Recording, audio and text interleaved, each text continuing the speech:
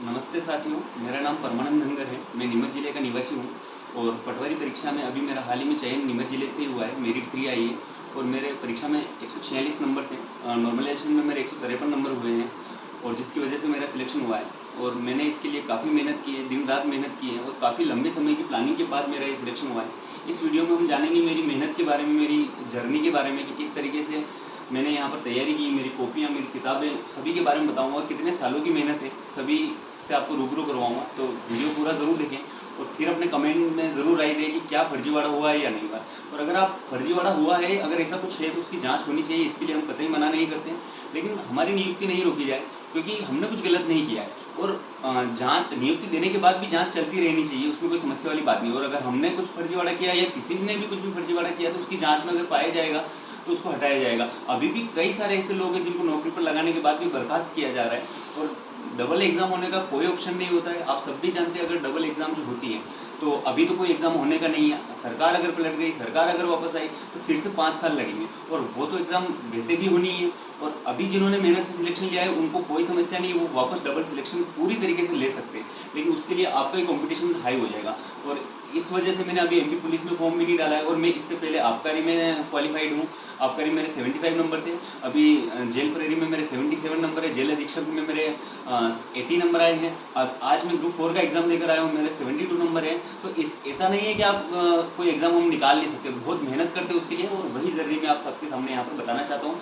2017 में मैंने MP police भी पास किया था, फिजिकल नहीं दे पाया किसी कारण से। तो ऐसे कई सारे मेरे साथीगण हैं जिन्होंने बहुत मेहनत से परीक्षा पास की है और उनका आप ज़रूर साथ दीजिए ताकि नियुक्ति हो और कल को आपका भी सिलेक्शन हो तो आपका भी समय पर नियुक्ति हो जाए, तो ये आपके लिए सबसे सही बात होगी। तो चलिए देखते हैं मेरी जर्नी किस तरीके से मैंने परीक्षा में तैयारी की है। सबसे पहले मैं आपको अपनी कॉपियों से रूबरू कराना चाहता हूँ ताकि कॉपियाँ आप देखें, ताकि एक एक चीज़ के बारे में देखें कि मैंने कितनी कॉपी। ये मेरी कॉपी जो है सबसे लास्ट की कॉपी थी रिवीजन की। इसमें मैं एक्चुअली में मैथ्स का विद्यार्थी हूँ। मैंने पूरा पटवारी का जो एग्ज़ाम हुआ, किस तरीके से मेरे कितने नंबर आए, किस तरीके से, देखिए 146 नंबर है, 54 मेरे गलत हुए थे।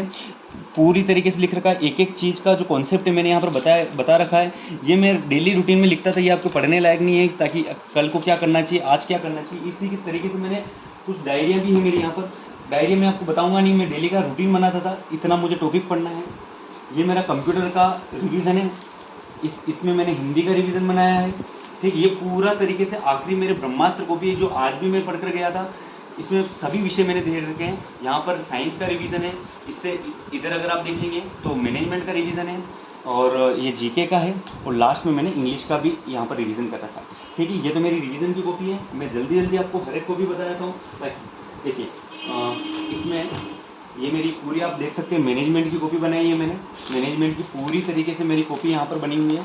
इस पूरी कॉपी में मैंने उत्कर्ष क्लासेस से पढ़ा है, मैंने विनर्स क्लासेस से पढ़ा है, टॉपर टेम्पल से पढ़ा है, मैंने सत्यार्थी शर्मा क्लासेस से पढ़ा है। जहाँ पर जो कंटेंट मुझे अच्छा मिला है वहाँ से मैंने पढ़ाई की है और सभी गुरुओं ने अच्छा पढ़ाया है, सभी अच्छा पढ़ाने की कोशिश करते हैं। ये मेरी एमपीजीके की कॉपी है जो मैंने पटवारी का जो फॉर्म नहीं निकला था, जब उसकी वैकेंसी नहीं आई थी, उस टाइम से मैंने तैयारी शुरू कर दी थी। ठीक है, ये मेरी एमपीजीके की कॉपी है।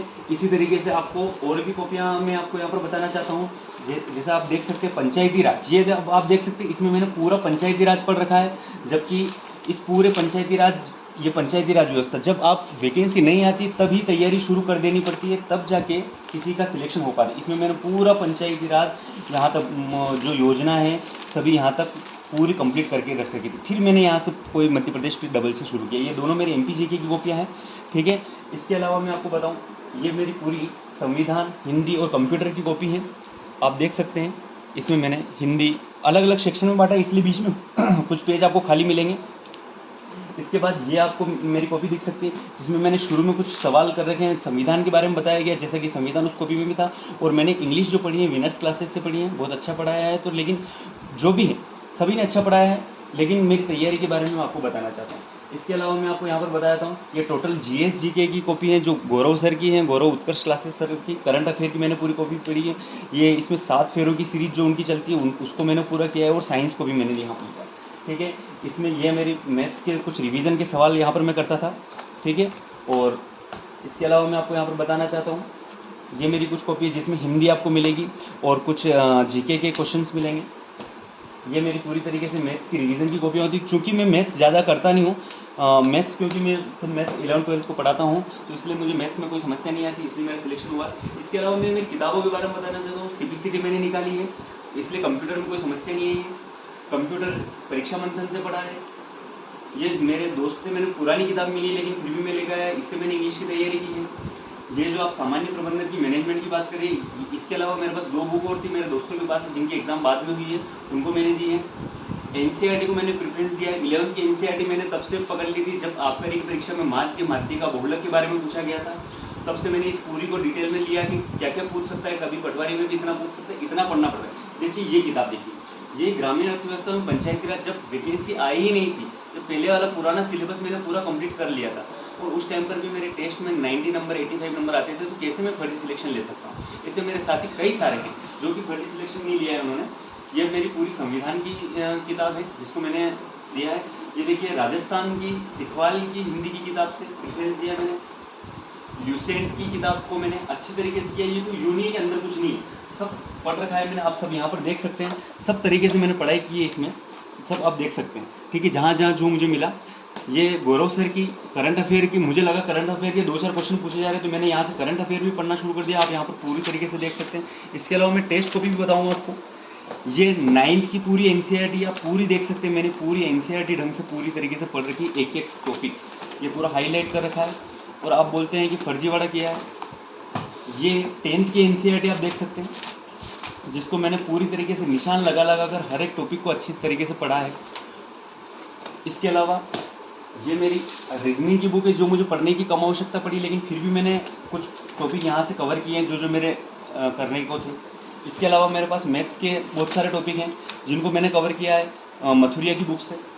इसके अलावा मैं आपको बताना चाहता हूँ प्रैक्टिस सेट। देखिए 15 प्रैक्टिस सेट जो अग्रवाल का था, उसको मैंने पूरा लगाया है और पूरा इसको एनालाइज किया है। और इसके साथ मैंने लगभग 100 ऑनलाइन टेस्ट भी लगाए हैं। 100 से प्लस ऑनलाइन टेस्ट मैंने टेक्स्ट बुक पर लगाए, विनर्स पर लगाए, उत्कर्ष पर लगाए हैं। ये कई सारे टेस्ट मैंने लगाए हैं और उनमें मैंने अच्छे खासे नंबर प्राप्त किए हैं, और वो अभी भी आप ऑनलाइन देख सकते हैं। ये मैंने अरिहंत की लक्ष्य पटवारी की, यहाँ पर आपको एक बार बताया था मेरे कितने नंबर आते थे। मैंने फर्स्ट टेस्ट लगाया, यहाँ पर 150 नंबर आप देख पा रहे होंगे। ठीक है, फिर इसके बाद आपको मैं सेकेंड पेपर बताता हूँ। यहाँ पर इस तरीके से मैंने पूरी, ये तीसरा पेपर है, मेरे 164 नंबर आप आराम से पूरी तरीके से देख सकते हैं। इसमें मेरा सेकेंड पेपर भी होगा जिसमें मेरे 162 नंबर थे, तो क्या मेरे 46 नंबर नहीं आ सकते थे क्या सभी टेस्टों में? ये देखिए यहाँ पर मैंने 125 में से 98, मैंने इसमें मैथ्स और रीजनिंग को पूरी तरीके से नहीं लिया था। क्यों नहीं लिया था? क्योंकि मेरा मैथ्स और रीजनिंग अच्छा है, इसलिए मैंने केवल वही सवाल किए जो उसमें से मेरे इतना आए, तो 78.4% बने मेरे। तो क्या इतने नंबर मेरे नहीं आ सकते हैं क्या? ये मेरा पूरा प्रैक्टिस सेट है। देखिए मैं आपको ये 7वीं की NCERT की किताब बताना चाहता हूँ, क्योंकि 7वीं की NCERT से भी मैंने पढ़ाई की। 6ठी से लेकर मैंने 10वीं तक की NCERT ली है साइंस की। मैथ की मैंने 6ठी से लेकर 12वीं तक की NCERT पढ़ी है। और इसके अलावा मैं आपको एक और चीज़ बताना चाहता हूँ अंतिम में, ज़्यादा समय नहीं लूँगा। ये तो मध्य प्रदेश की ल्यूसेंट है। आप यहाँ पर देख सकते हैं मेरी जो तैयारी है, लगभग 2015 को मेरा राजस्थान पटवारी का पेपर था। उस टाइम से मेरी तैयारी, उस टाइम पर मैं राजस्थान पटवारी का पेपर ढंग से नहीं दे पाया था, लेकिन 2020-21 में जो हुआ था उसमें मेरे 218.67 नंबर आए थे। आप मेरा वो भी रिजल्ट देख सकते हैं। उस तैयारी के टाइम से मैंने तैयारी शुरू कर दी थी, तो तब से मैं तैयारी कर रहा हूँ। आप आराम से इन किताबों को देख सकते हैं। ये राजस्थान पटवारी की इतनी लंबी तैयारी मैंने की है, तब जाके मैंने सिलेक्शन पाया है। और आप कहते हैं फर्जीवाड़ा हुआ है। ये देखिए राजस्थान पटवारी का मॉडल पेपर उत्कर्ष का, मैंने सभी टेस्ट इसको ढंग से पूरी तरीके से लगा दिए। एक एक चीज़ यहाँ पर पढ़ रखी है। ये धरोहर का पटवार का मॉडल टेस्ट पेपर, एक एक टेस्ट मैंने पूरी तरीके से ढंग से लगा रखा है। आप बोलते हैं कि कहाँ से फर्जीवाड़ा होगा? ये मेरी ग्राम विकास अधिकारी में राजस्थान में प्री निकली थी। मैं मेंस देने नहीं गया था क्योंकि मेरा पटवारी में नहीं हो पाया था, इसलिए मुझे लगा कि मेंस में फिर ज़्यादा होगा और मैं अपनी MP पटवारी पर फोकस करूँ। बहुत लंबी तैयारी है दोस्तों, और ऐसे मेरे कई साथी हैं जिन्होंने बहुत मेहनत से तैयारी की है। और आप प्लीज़ उन पर आरोप नहीं लगाएं। बहुत मेंटली प्रेशर होता है, बहुत मुश्किल से ये मुकाम हासिल किया है, और आगे कई मुकाम ऐसे हैं हमको जो हासिल करने, और सभी को ज़िंदगी में कुछ ना कुछ हासिल करना होता है। तो तैयारी करने वाले, मेहनत करने वाले के साथ रहिए। जांच होनी चाहिए, कोई समस्या वाली बात नहीं है, लेकिन जिन्होंने सही किया उनकी क्या गलती है? उनको नियुक्ति दो। आपका भी कल को सिलेक्शन होता तो आपकी भी नियुक्ति हो, यही हम चाहते हैं। इसी के साथ मैं अपनी वाणी को विराम देता हूँ, और सभी के लिए बेस्ट ऑफ लक। और आप भी इसी आशा के साथ कि हमारा साथ देंगे। धन्यवाद।